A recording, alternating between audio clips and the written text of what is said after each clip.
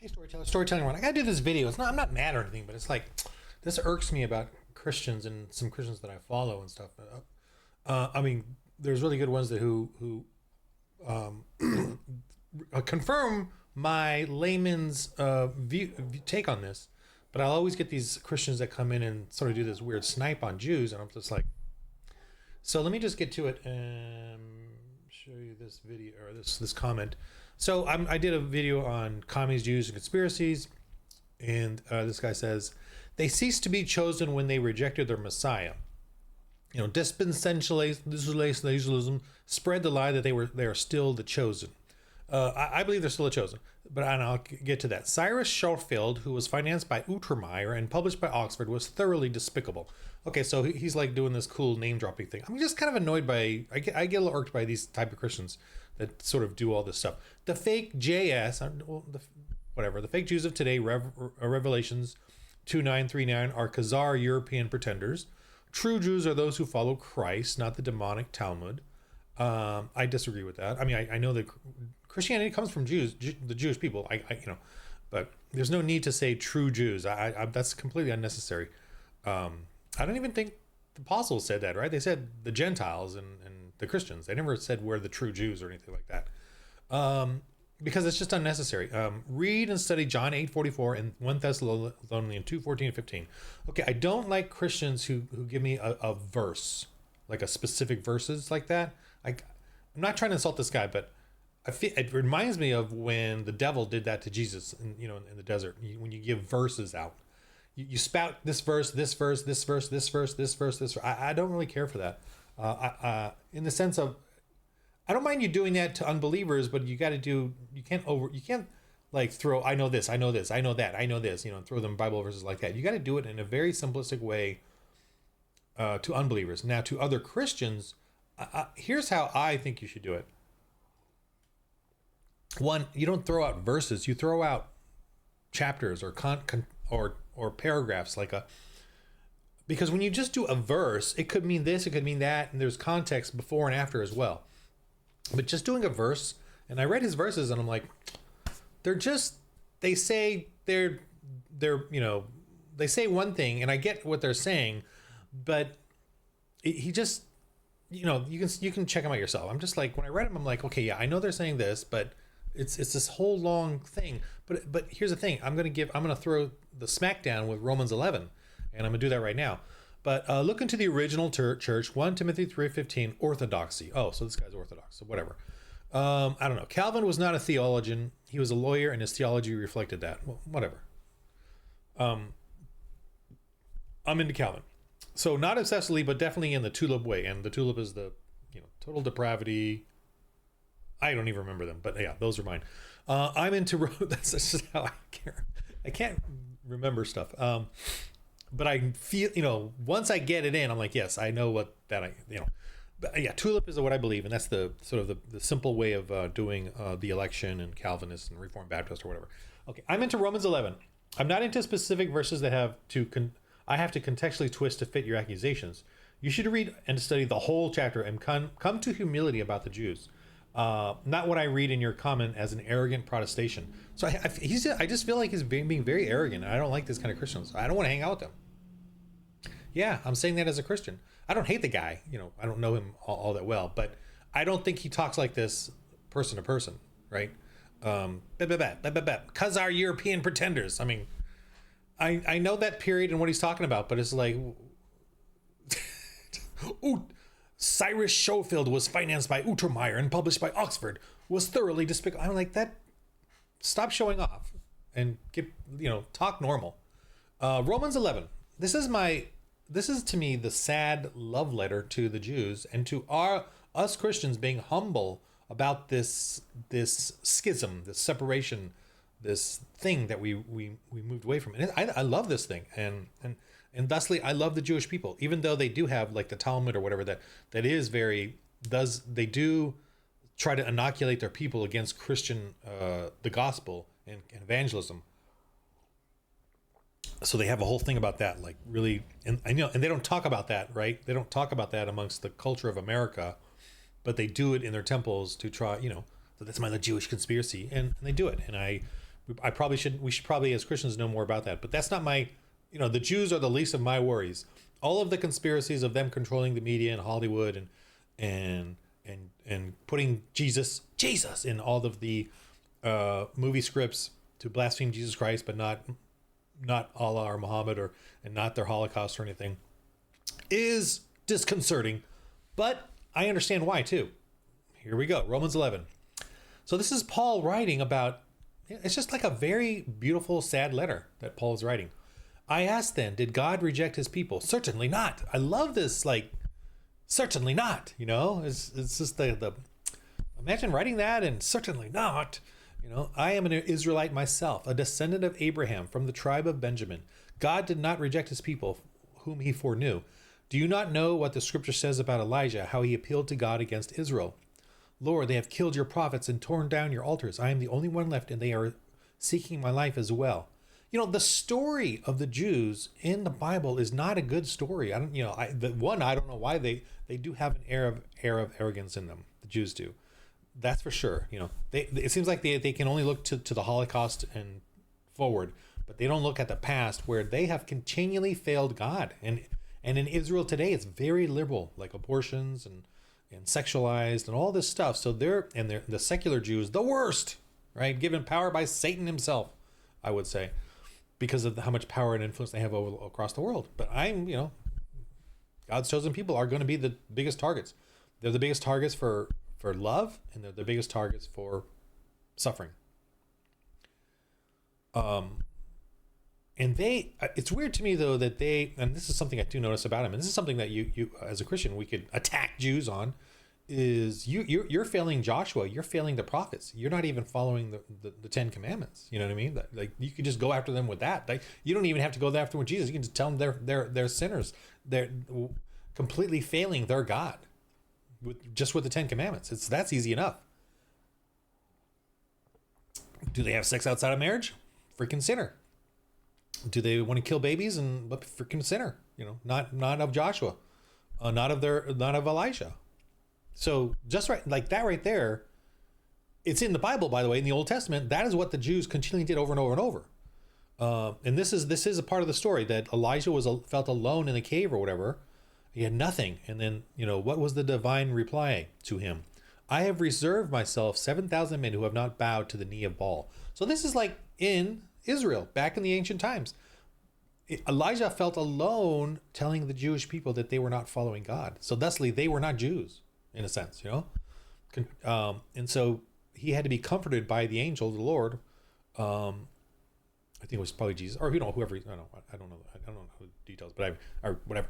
So that is a beautiful. I have reserved for myself 7,000 men. In the same way, at the present time, there's a remnant chosen by grace. And if at the same time there's a remnant, at the present, and if it is by grace, then it is no longer by works. Otherwise, grace would no longer be grace. See, this is a whole Calvin thing right here. It is not about your works. It is about grace. You're being chosen, the remnant chosen by grace. That means God chose you and already knew. He was the one who saved whoever he wanted. What then? What Israel was seeking, if failed to obtain, but the elect did. Very Calvinist, very, I don't even know if Calvin is the right term. That's how oblivious I am to the legalism part of it all, the correct nomenclatures. But the others were hardened, as it is written. See, so God hardens them. That right there, isn't that obvious that God is telling us he is in control of even us, our salvation, who he saves, who he doesn't save? God gave them a spirit of stupor, eyes that could not see and ears that could not hear to this very day. So this is going on to this very day, and I feel it's not when Paul's writing, he's writing it for all of us. This is, past, present, and future. This is, just hear me out here. Whew, I love this. I mean, this is beautiful. And David says, may their table become a snare and a trap, a stumbling block and a retribution to them. May their eyes be darkened so they cannot see, and their eyes and their backs be bent forever. It's sad. It's a very sad, tale, but it is in God's divine order that he's doing this to teach us all who he is, who we are, this adventure, this journey, this, God says this is a game. I mean, he literally says that in the beginning, right? And he's the illusionist, but he's not a liar because he's telling us he's the illusionist, the creator of this reality. the Word of God created everything. In creation, he programmed this. He's like a programmer. I'm using what I know, my nomenclatures, my naming conventions to understand it and to tell you that he has made this matrix, and he has told us he has made this matrix in the Bible, and that he has created this game, and there's good players and there's bad players. I just to put it in simple terms, it doesn't sound beautiful to say it that way. Keeping it a mystery, a bit of a mystery, is more poetic. So the Bible does that. I'm being blunt and brusque about it. Okay, the ingrafting of the Gentiles, very fascinating here. And I don't like this thing where they say we are the new Jews and we are the new Israel, the Christians. I don't personally like that, because I love the beauty of this. I love the beauty of poetry, that there are still Jews and Israel is still Israel suffering, and God is still there with them. I love that poetry. I am not going to be a Christian, an arrogant Christian who stands here and says, I'm the only one. We're the only ones. I'm just not going to do it. I understand we are of Jesus Christ and we are saved, but God is he's still holding 7,000 or whatever it is, the 144,000 at the end in Revelations. He's still going to save Israel. I love that, and that's in here. And you all like, no, we're the new Israel. You give me one verse, and this one verse about the frustration that the Christians have on the Jews and that we are the saved ones, and then you say that extrapolates out to this whole epic thing. I am giving you a whole chapter here that says, chill. Don't be so arrogant. I ask then, did they stumble so as to fall beyond recovery? Right there is warning you. Certainly not. He is talking about the Jews. However, because of their trespass, salvation has come to the Gentiles to make Israel jealous. So how can Israel be Christian and jealous? This little dichotomy here is all. This one verse is already messing up we are the new Israel. I don't like Christians that say that. But if their trespass means riches for the world and their failure means riches for the Gentiles, how much greater riches will their fullness bring? The day we're going to have a day as Christians and go up to the Jews. Well, no, Jesus is, but we're going to watch it on VHS tape, I presume, but I don't know. The day that there's going to be an "I told you so" moment from Jesus to the Jews, to Israel, to not us Christians, but to them, to the Jews, to Ben Shapiro and Dennis Prager, who I assume are going to be one of the saved. I don't know. There's definitely that little tinge of arrogance in them by not accepting Jesus Christ. That irks me and you, sure. But we have got to be humble. Okay. Even in the tinge of arrogance we can sniff on them for not accepting Jesus Christ. Okay, I'm just saying. I'm being a little silly there, but I am, and that's my style. I am speaking to you Gentiles, inasmuch as I am the apostles to the Gentiles. I magnify my ministry in the hope that I may provoke my own people to jealousy and save some of them. For if their rejection is the reconciliation of the world, what will their acceptance be but life from the dead? If the first part of the dough is holy, so is the whole batch. If the root is holy, so are the branches. So he's giving us this, it's not cut and dry. It's not, God has got more going on here than just we Christians going, we're the only saved ones. I mean, we are the only saved ones, and and he's waiting to save them. He will save them too eventually, or whatever, this thing. Move on.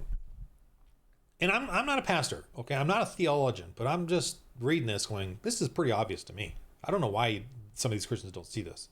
I feel like they don't see it because they're arrogant. They're being arrogant. And maybe I'm being arrogant now, but I'm just like, stop with, and I get those once in a while. And I always get it when I bring up my Jewy conspiracy, concepts or stuff.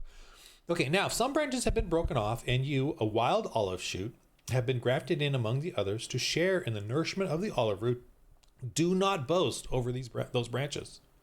That's what I think they're doing. We're the new Israel. They're stupid and evil. And if you do, remember this: you do not support the root, but the root supports you.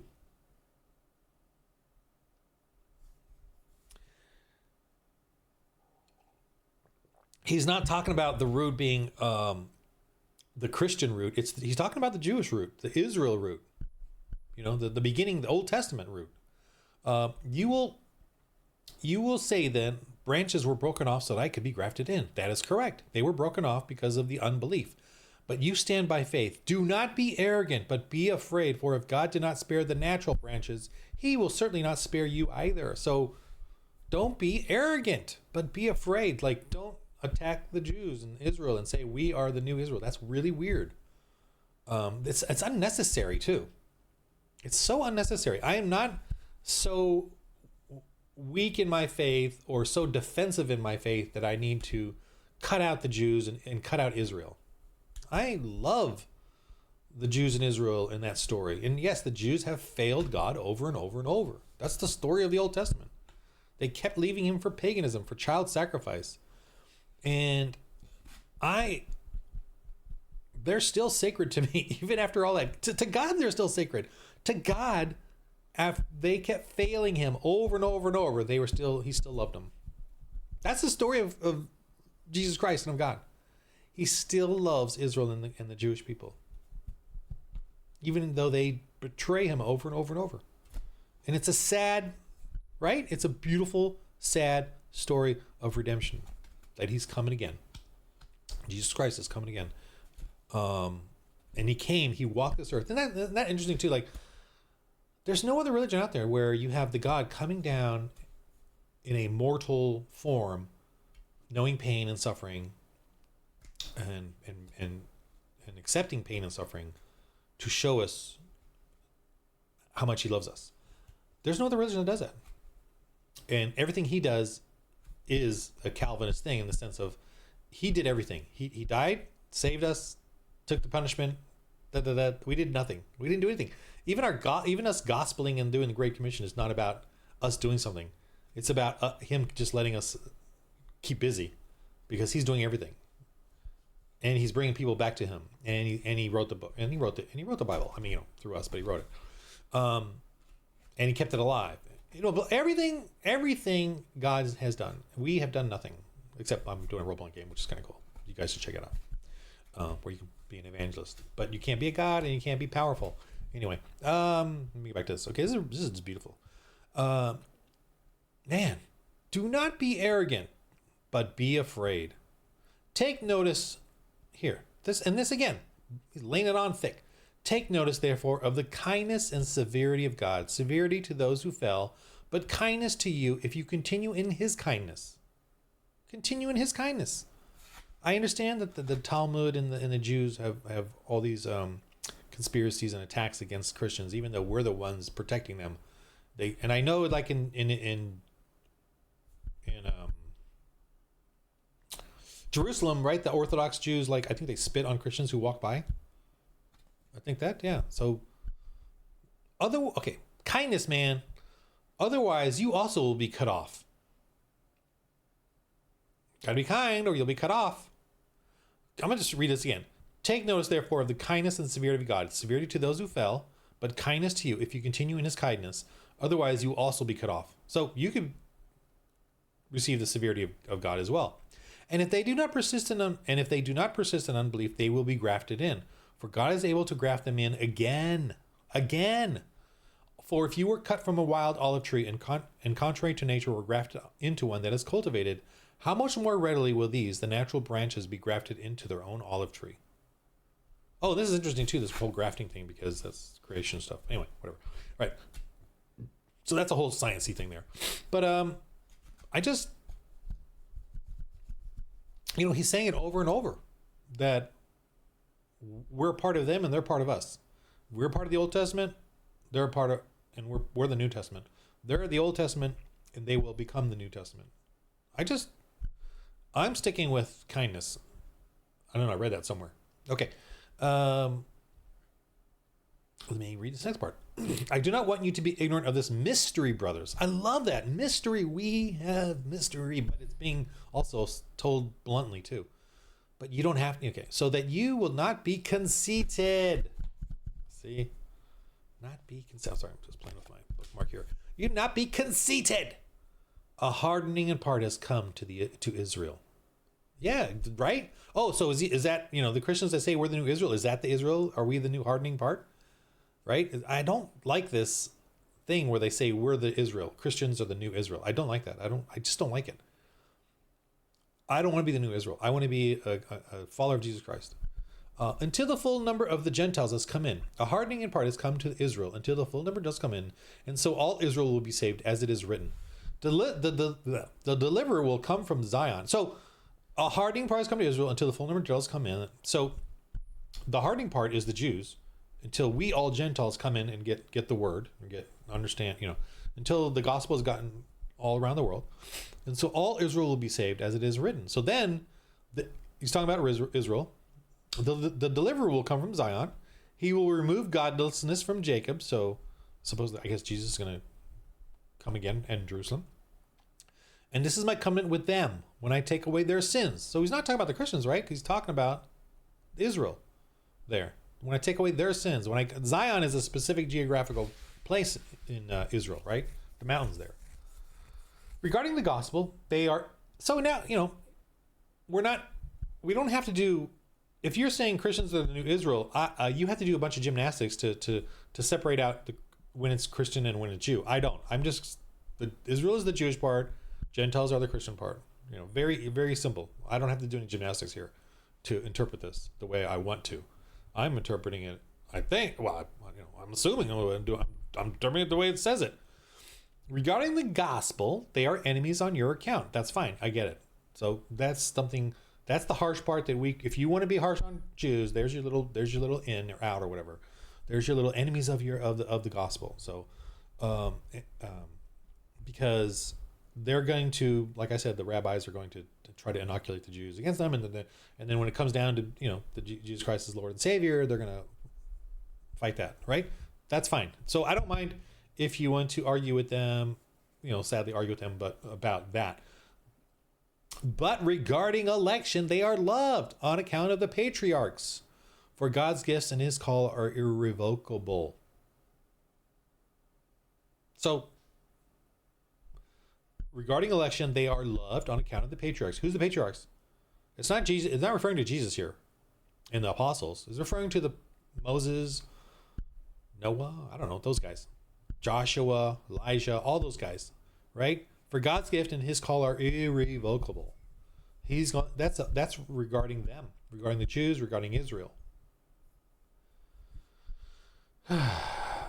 So and there's like there's like this on X. There's this like Templar Knights of the UK, who I enjoy. They got a bit of a belligerency to their Christianity, which I enjoy while following them. But then when October 7th happened, they started dogging the Jews in Israel. I'm like, oh my gosh, please, freaking get some humility and kindness, for crying out loud. That's ridiculous. So I was a little annoyed. I'm still following them, but I'm,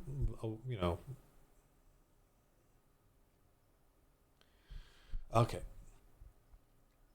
Just as you, who formerly disobeyed God, have now received mercy through your disobedience, so they too have now disobeyed, in order that they too may now receive mercy through the mercy shown to you.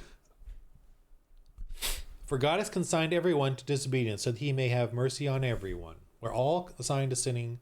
The Jews have a special sin of the continuation of that tribe that rejects Jesus. But God is in control, right, of this. He's in control of this. Okay. Very sad, very loving, very sad, very beautiful. Don't be conceited. Don't be arrogant about the Jews. Oh, depth of the riches of the wisdom. This is Isaiah. Oh, depth of the riches of the wisdom and knowledge of God. How unsearchable are his judgments and untraceable his ways. Who has known the mind of the Lord, or who has been his counselor? Who has first given to God, that God should repay him? For from him and through him and to him are all things. To him be the glory forever. Amen. So we know God. We know him personally. We know Jesus Christ personally. We've got enough information. But he's also saying that he still has a lot more going on than what we know of him. He still has a lot more about the finality of Israel and the Jews. And we shouldn't be so, I don't know, myopic or whatever it is, that we see us and we're only the good and they're not the good and we're only the good and we only are, God is beyond that. God loves Israel, loves the Jews. They're failing him. They have been failing him since the Old Testament. But that's not for us to be arrogant or bitter about, especially when we see them suffer. And we should rebuke them in their arrogance. The Jews, we should rebuke them, right? I'm not against that, but we shouldn't be arrogant or bitter when horrible things happen to them, which will continually happen.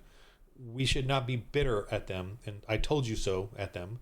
We should be with kindness and loving, just like God has been, and always return to them and help them, and get them to get off their arrogance. And I know it's not easy, man, because I can smell the arrogance in Jews. That's totally vicious or something, but I can smell it in them. Same with Mormons. Same thing. I can smell there's that air of arrogance. But sadly, many Christians have it as well. But we got to teach them, that they are are not saved by Jesus Christ. They're whatever the terminology is, whatever the form is. I don't know. I don't care. But the Jews are still the chosen people. They're still of Israel. Israel is still part of the story, and we are grafted onto that, and we should not be arrogant about it. And God's, right here, I don't like when the Christians say we are the new Israel, they're the evil, but here, oh, the depths of the riches of wisdom, knowledge of God. How unsearchable are his judgments, how untraceable his ways. Who has known the mind of the Lord? Who has been his counselor? Who has first given God that God should repay him? From him, through him, and him are all things. To him be the glory forever. So who are we to say who God is going to save or not? We are Christians. We're saved. We got it. We're done. We're in it. But we're not going to go, Jews and Israel, you don't get nothing from God. You don't get, that's what we're saying there. We're saying you don't get to say it. You don't get nothing. And yet here it's saying his wisdom, his will, his way is beyond us. I get this part. I really get this part. Where is it? I just want to say this last thing and I'll let you go. Where is it? Just don't be ignorant. That's the one I want to get to.